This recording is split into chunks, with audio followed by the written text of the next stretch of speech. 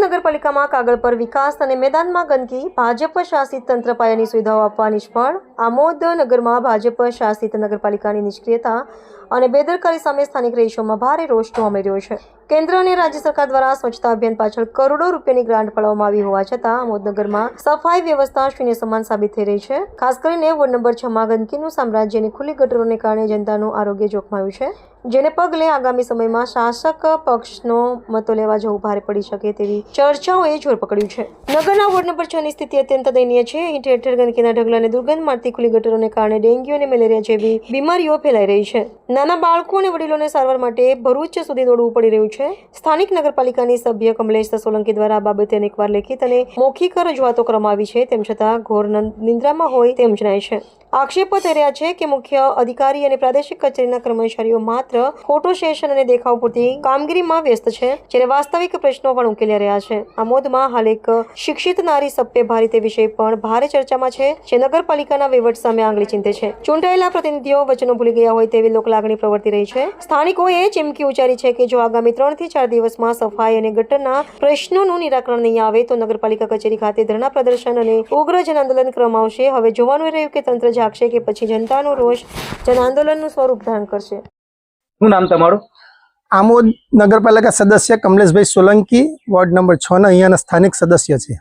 શું કહેશો કમલેશભાઈ, આ જે વર્ષોથી સમસ્યા છે, આ ઉભરાતી ગટર, ગંદકીનું સામ્રાજ્ય અને મચ્છરોનું ઉપદ્રવ, આ વિસ્તારની અંદર જ અમારું રહેણાંક છે।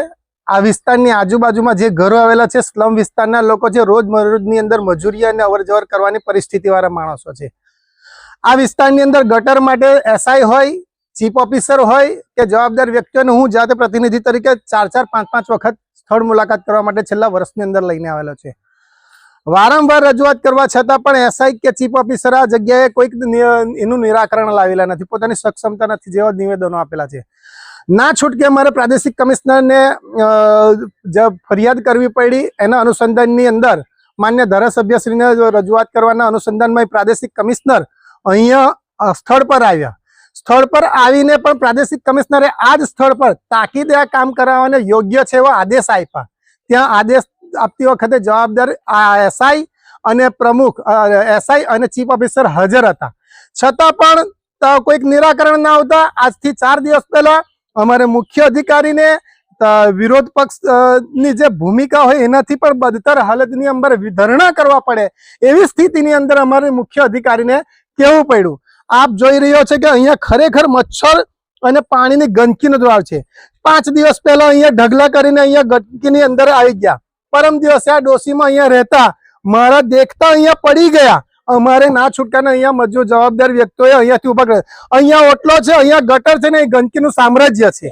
આ લોકોની સુવિધા માટે શું મુખ્ય અધિકારી આમ નગરપાલિકાની અંદર એવું ને કે વેડા કડક ઉઘડાવો, તમે સુવિધા શું આપો છે?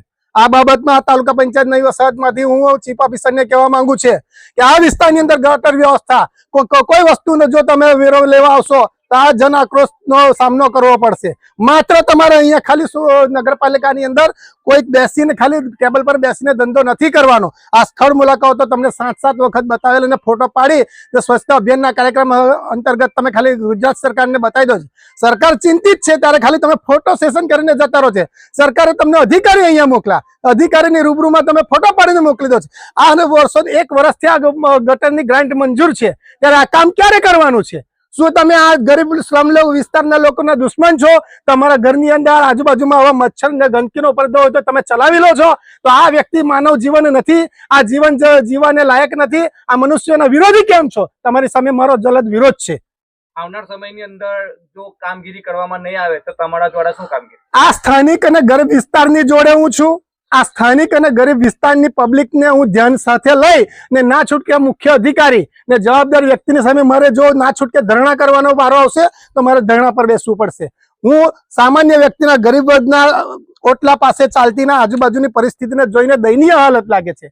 આ માનવ જીવન માટે એક આતંકવાદી પ્રવૃત્તિ હું તો ઘણી બતાવું કે આટલું બધું એમને દેખાતું નથી, આટલો બધો મનસ્વી વહીવટ કે આટલી બધી પરિસ્થિતિ ખરાબ પરિસ્થિતિની અંદર જીવન જીવવાનું મળે છે। આવા અધિકારીઓને જો કામ કરવું ના હોય, આવા અધિકારીઓને ખાલી માત્ર ટેબલ બેસીને જ કામ કરવું હોય તો આવા અધિકારીઓ આમોદ નગરપાલિકામાં ન ચાલી શકે। શું નામ બેન તમારું? રજિયા. રજ્યાબેન, શું સમસ્યા હતી અહીંયા? અરે આમાં સમસ્યા તેવી છે કે આંધ્ર માણસને જવું હોય, માણસોને જવું હોય, બાળકોને જવું હોય, કોઈ કારણ જવાતું નથી. કેમ કે માંદા સાજા થયા 24 કલાક મચ્છરોની તકલીફ છે અને રસ્તામાં એટલી ગંદકી કરી મૂકી છે કે કોઈ ઇન્સાનને જવા લાયક જ નથી. આગળ રમજાન આવે છે, કઈ થઈ ગયું હોય, કોઈ મોત મૈયત થઈ હોય, જનાજો કાઢવાની તકલીફ છે અમને. કઈ રહીને નીકળવું, કોઈ કારણ રસ્તો જ નથી સરખો. કેમ કે આગળ લોકો ઓટ લેવા આવે છે, તે દિવસે સારી રહીને લેવા આવે છે. ઓટ લેવા પછી કોઈ જોવા કારણ રાજી નથી. તો શું અમે ઇન્સાન નથી પાછળ રહીએ છીએ? અમે બી જીવ જનાવર બધા છે, બધાનું તકલીફ છે. આગળ વાળાને બધાનું સારું છે, પાછળ વાળાને કેમ આવી તકલીફ આપે છે? એનું કોઈ કારણ હશે કે નહીં? લોકોની પાસે કોઈ પણ લખ્યો, બધા જોઈને જવા રાજી છે, કોઈ કરવા રાજી નથી. જે કોઈ આવે તો બેન અમને વોટ આપજો, માં અમને વોટ આપજો, વોટ લેવા રાજી, કોઈ જોવા આવતા રાજી નથી. પેલી ડોસી પડી ગઈ, મારો માણસ પડી ગયો, કાલે રાતે પેલો બાઈક વાળી પડી ગયો, તો એનો કોણ બેલી થશે? નગરપાલિકાનો કોઈ જોવા આવવાના છે? કોઈ કરતા કોઈ કાર્યવાહી જોવા આવતા નથી. વોટ લેવા આવવાનો હોય પેલા ગટર બનાવો, ઢાંકણી કરો, પછી વોટ લેવા આવજો. આટલું મારું નિમંત્રણ છે. મયુર છે. હું અહીં તાલુકા પંચાયત નવી નગરીનો વસાહત છું. અહીંયા રહું છું. 2 દિવસ પહેલા ગટર સાફ કરવા માટે માણસો આવ્યા હતા, 2 જણા. તે ઉપર સાફ કરીને જતા રહ્યા છે. અને આ ગંદકીનું સામ્રાજ્ય તો એવું છે કે ઘરમાં છોકરાઓ નાના બીમાર પડી રહ્યા છે. વૃદ્ધોને જવાનો રસ્તો નથી. આ રસ્તો છે કેટલો સાંકડો છે, તેમાં વચ્ચે ગટર બનાવેલી છે, તેના પર કોઈ ઢાંકણા કે કોઈ જાતની સુવિધા આપવામાં આવેલ નથી.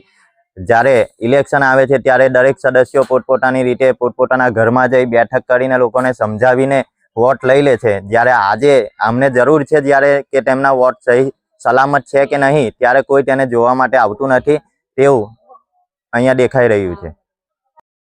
રમીલાબેન, શું સમસ્યા હતી તમારા ફળિયામાં? અમારા મચ્છર બહુ છે, એટલે આ છોકરાને ઢાંકવાનું હોય ગટેર તો તમે ઢાંકી જાઓ.